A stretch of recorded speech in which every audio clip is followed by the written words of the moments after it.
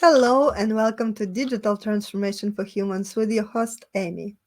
In this podcast, we delve into how technology intersects with leadership, innovation, and most importantly, the human spirit. Each episode features visionary leaders who understand that at the heart of success is the human touch, nurturing a winning mindset, fostering emotional intelligence, and building resilient teams. Today, we have an interesting topic to explore. We will discuss leadership and mentorship in a total experience concept. Loek Berendsen from the Netherlands is our fantastic guest today. Welcome, Loek. Hello, Amy, and thank you for having me today on the show. Thank you for coming. It's such an honor and pleasure. Let's start the conversation and transform not just our technologies, but our ways of thinking and leading. Interested in connecting or collaborating? Find more information in the description. Subscribe and stay tuned for more episodes.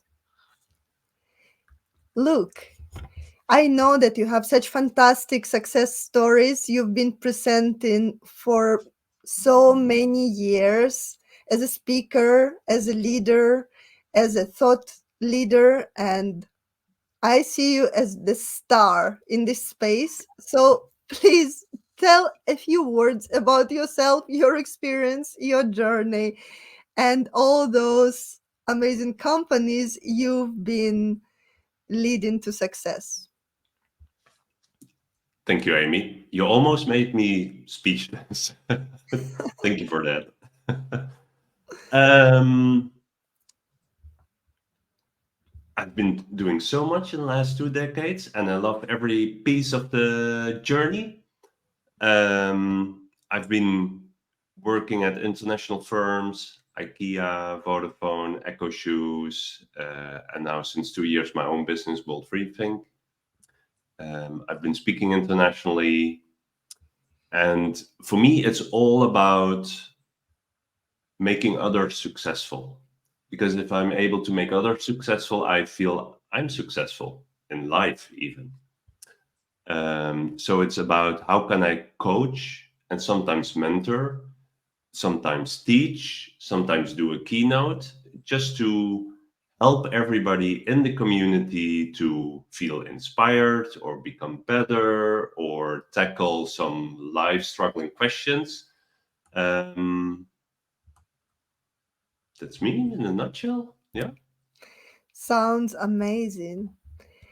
And now, jumping down to the leadership and you as a person who has so much experience in this area, what qualities do you think are essential for a leader in today's customer obsessed digital landscape? Because today we are not dealing with the same kind of challenges and the opportunities are very different as well. So please tell us a little bit more about those essentials for a leader to succeed today.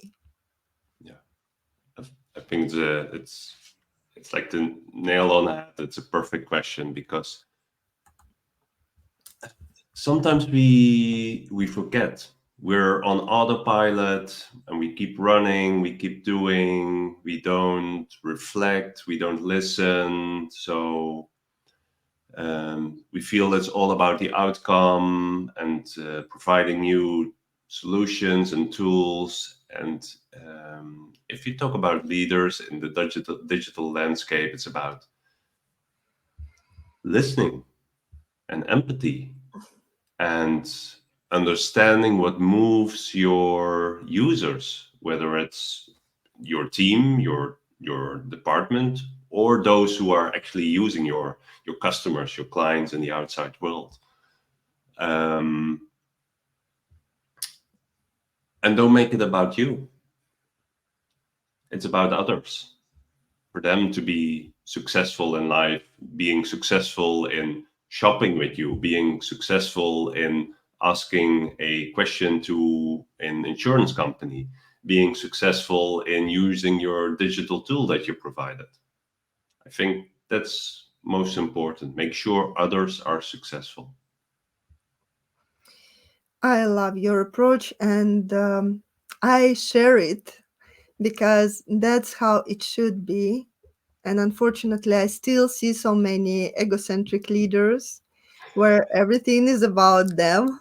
But this is a kind reminder that it is important to be humble. It is Mm, important to prioritize what really matters. And considering that you've been working with multi generational teams, I wanted to ask you, what are the main challenges of leading such multi generational teams through digital transformation? And how did you overcome those challenges in the best possible way? mm, It mm. is not obvious and it might create so many unexpected problems. So, I would like to share this part of insights with everybody who is listening and watching this episode today. Yeah, it's a good question because if you look at the different generations, they have different backgrounds. They grew up in a different moment in time, and that has so many implications. And same goes for having a different cultural background. Um, Anyone who traveled a lot or who was even able to work abroad, they know at heart, like, okay, this is a total different cookie to crack than staying in my home country where I was born and raised, etc. Um, I feel as a leader, you almost need to be like bilingual or multilingual because you need to be able to speak everybody's language. You need to understand and ask the questions to really get to it. What moves them? What gets them out of bed in the morning? And having different generations, you have different answers, and you need to be able to level with each one of them. I think the most important aspect, no matter what you do or where you're coming from or what your age is, like, how do you show someone that the direction of the company is the good, direction? That's the way we're going. And how do you make sure that they understand what's in it for them? How do we value everybody's contribution, whether they're very young or older? Because being very young has also its challenges. Um, so how do you merge it and how do you complement it and how do you create value for everybody? Because if you have someone who's maybe a bit older, they have a lot of wisdom and you can actually allow them to help younger generations in knowledge sharing and how do you deal with stuff in life, etc. And then the younger generations help the older generations within your team on digital trends and what's changing and what's moving them and how is it different from other generations. So by allowing everybody to share and talk, you create a mutual understanding and respect where everybody's coming from. And I think that's the best way of managing and leading your team. It's all about personalization and understanding everything on the personal, individual level. Yeah. And I having that respect for each other to understand where you're coming from. Why do you behave the way you behave? I really admire this approach because that's how it needs to be. And there is no other way around. This is basically the only one right focus. Hmm. And I know that you have extensive experience of developing individuals in the total experience space. So I'm a little bit curious. What is the most exciting case you can think about today to share with us?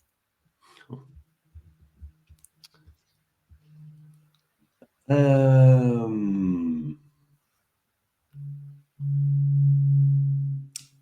that's a good question. You saw me thinking. You saw my brain like, how to answer this. um, my background, it's Dutch originally. It's if you don't agree with something, even towards your manager, you speak up. That's how we do it in the Netherlands.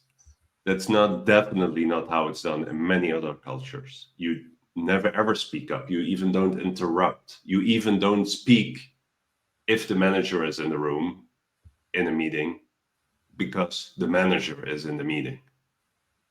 You are only being asked to speak if you are required to do so and add value in that meeting. So, having also coached and mentored people in the international community, you first need to overcome that hurdle and feel them safe and comfortable and where they're coming from.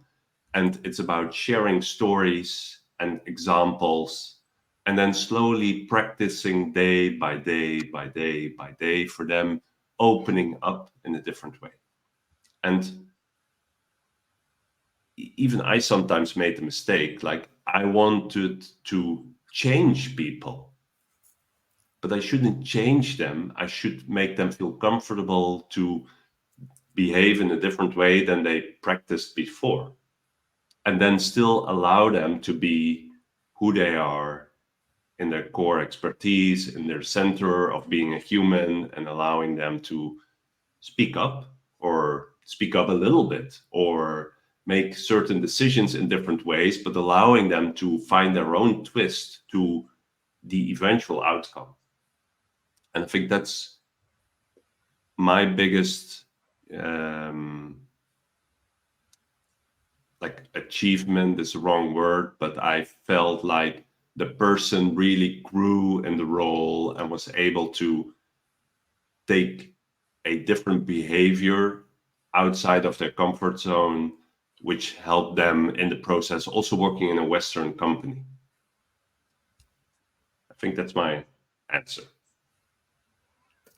That's a great example, and it is important because today the world is so mixed, and the remote ways of working, they're just adding up to this stack, and the understanding for how to communicate respectfully, taking into consideration different cultures, different ways we've been raised, and our individual traits as well, how we are, and the differences we have. They have to become our strengths and our way to reconnect even better and in a more powerful, more efficient way instead of being disconnected based on them. So, True. this is really insightful, and it is a great reminder as well on how important it is. And speaking about the importance of what really matters, what do you think about the importance of the mindset and acquiring missing soft skills? You mentioned empathy, but do you think that empathy and emotional intelligence are going to help leaders dealing with these latest trends in the total experience space? How important are they? Because there is so much focus on the technical part of things in the corporate world, and the biggest part of investment is going into technology, while human focus is a little bit shifted sometimes, specifically when the times get harder. Yeah. Um, that's very, very true. And what I see is we're not robots. And what you see is younger generations, they grew up more with interacting with digital screens. So the way they communicate and interact and are able to read the nuances in stuff we do, it's less than older generations. So being able to have a higher emotional intelligence and having that conversation about how do we treat each other as humans, how do we communicate, how do we lead, I think it's so essential because in the end we all want to feel that we belong to something, whether it's a company or a team or department, work wise. And if you feel you're like a robot, then there's no human connection with the team. Like, why am I doing this? I'm just doing my work. It's not contributing to anything. And I feel like it makes such a big difference. Everybody knows the feeling. Like, suddenly after months you're with a company, there's a team meeting, or there's a dinner, or there's Friday afternoon drinks, or there's even an offsite, and then suddenly people start to connect, and at that time you're building relationships, because it's not anymore about sitting behind your screen or any type of work you're doing, doesn't matter, and just delivering the output that you're measured on, because then it becomes human. And then you make that click. And then next time somebody asks you a very difficult question, instead of saying, "Oh, I don't have time, I'm so busy," you actually say, "Oh, yeah, we had a great conversation last week. I'll help you. Let's do this. We'll make it happen together." And I think that's so important. And if you're acting like, just delivery in the digital team, that's not total experience, because experience is about what makes us tick, what makes us happy, what do we believe, and how do we can contribute to something. Thank you so much for sharing these human-centric vibes, and this really matters. It is really important. So it's a perfect way of wrapping up today's conversation. Thank you so much for being with us today, Luke, and sharing your insights and your wisdom. Thank you for having me, Amy. It was a pleasure, as always. Thank you for joining us on Digital Transformation for Humans. I'm Amy, and it was enriching to share this time with you. Remember, the core of any transformation lies in our human nature: how we think, how we feel, and how we connect with others. It is about enhancing our emotional intelligence, embracing a winning mindset, and leading with empathy and insight. Subscribe and stay tuned for more episodes where we uncover the latest trends in digital business and explore the human side of technology and leadership. Until next time, keep nurturing your mind, fostering your connections, and leading with heart.